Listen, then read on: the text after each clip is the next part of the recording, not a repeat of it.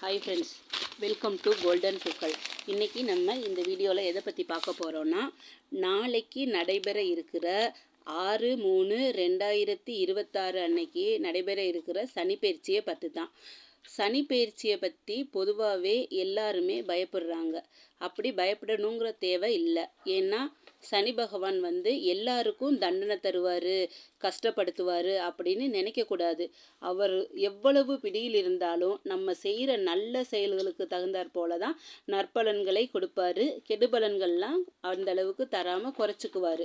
அப்படி அவர் பிடியில் இருக்கும்போதும் அவர் ஒருத்தருக்கு தர்ற கஷ்டத்துல இருந்து அவங்களுக்கு நல்லது எது கெட்டது எது அப்படின்னு பிரித்து பார்த்து அவங்களுக்கு இனிமே வாழ்க்கையில் நம்ம எப்படி இருக்கணும், யாருக்கிட்ட எப்படி பழகணும், என்ன செய்யணும் அப்படிங்கிற படிப்பினையை தந்து நம்மளை நல்வழிப்படுத்திட்டு தான் போவார். அப்படி போகும்போதும் நமக்கு நல்லது செஞ்சுட்டு தான் போவார். அதனால தான் சனி கொடுப்பதை யார் தடுப்பார் அப்படின்னு சொல்லுவாங்க. அதனால சனி பயிற்சியை பார்த்து நம்ம அவ்வளோ பயப்பட வேண்டுங்கிற அவசியமே இல்லை. 2026 மார்ச் 6ஆம் தேதி வெள்ளிக்கிழமை அன்னைக்கு சனி பகவான் கும்ப ராசியிலிருந்து மீன ராசிக்கு பயிற்சி ஆகிறார். அப்போ சனி பயிற்சி அன்னைக்கு நம்ம என்ன தெய்வத்தை வணங்கணும் அப்படின்னா ஸ்ரீ ஹனுமன்.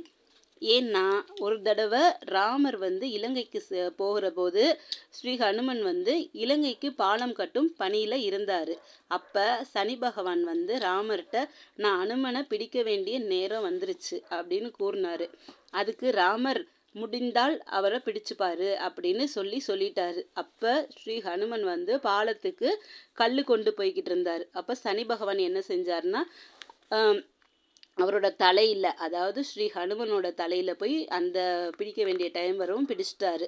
அப்போ ஸ்ரீ ஹனுமன் பாலத்துக்கு கல் கட்டுறத தலையில் ஒரு கல்லை தூக்கி வைக்கும்போது பெரிய பெரிய கல்லாக எடுத்துகிட்டு போவார். ஏன்னா அவர் ஹனுமன் இல்லையா, அவர் மலையவே தூக்கிட்டு போனவர். அப்போ இந்த கல் அவருக்கு ஏமாத்திரம் பெரிய கல்லாக தூக்கி வச்சார். அப்போ அந்த கல்லோட பாரம் தாங்காமல் சனி பகவான் என்ன செஞ்சார்னா ஹனுமரை விட்டு இறங்கிட்டார். அப்போ சனி பகவான் நான் தோத்துட்டேன் அப்படின்னு ஸ்ரீ ஹனுமன்கிட்ட சொன்னார். அதற்கு நம்ம ஹனுமர் என்ன சொன்னார்னா, நீங்கள் சிறிது நேரம் பிடிச்சிருந்தாலும் என் தலையில் அமர்ந்து நீங்கள் என்னையவே ஜெயிச்சிட்டீங்க அப்படின்னு சனி பகவானை பெருமையாக உயர்த்தி சொன்னார். இதனால ரொம்ப சந்தோஷப்பட்ட சனி பகவான் மனம் குளிர்ந்து என்ன பண்ணார்னா, இந்த அளவுக்கு நான் தோற்றேன் அப்படின்னாலும் நீங்கள் என்னை எப்படி பெருமையாகவே சொன்னீங்க, அப்போ நான் இதனால ரொம்ப மனசு சந்தோஷமாக இருக்கேன். அதனால நீங்கள் என்ன செய்யணும்னா ஒரு வரம்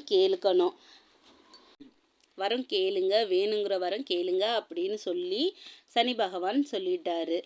அதனால அவர் என்ன சொல்கிறாருன்னா ஹனுமன், நீங்கள் ராம ஜெயம், ஸ்ரீராம ஜெயம் அப்படிங்கிறத யார் ஒருத்தர் சனியோட பிடியில் இருக்கும்போதும் உச்சரிச்சிட்டு இருக்கிறாங்களோ அவரை உங்களோட கஷ்டமான பார்வை அவங்களுக்கு இருக்கக்கூடாது அப்படின்னு அவர் அப்பயுமே அவர் எப்படின்னா ராமரை உயர்த்தியே கேட்டுக்கிட்டாங்க. அதனால ஸ்ரீராமருக்கு ஒரு அடியவராக இருக்கிற தன்னை நினச்சிக்கிட்டு ராம பகவானுக்கே தன்னை அர்ப்பணிச்சுக்கிட்ட ஸ்ரீ ஹனுமனோட காயத்ரி மந்திரமாக இருக்கிற நம்ம காயத்ரி மந்திரத்தை சொல்லும்போது அந்த காயத்ரி மந்திரம் என்னன்னா, ஓம் ஆஞ்சநேயா வித்மகே வாயுபுத்ராய தீமகே தன்னோ ஹனுமத் பிரசோதயாத்.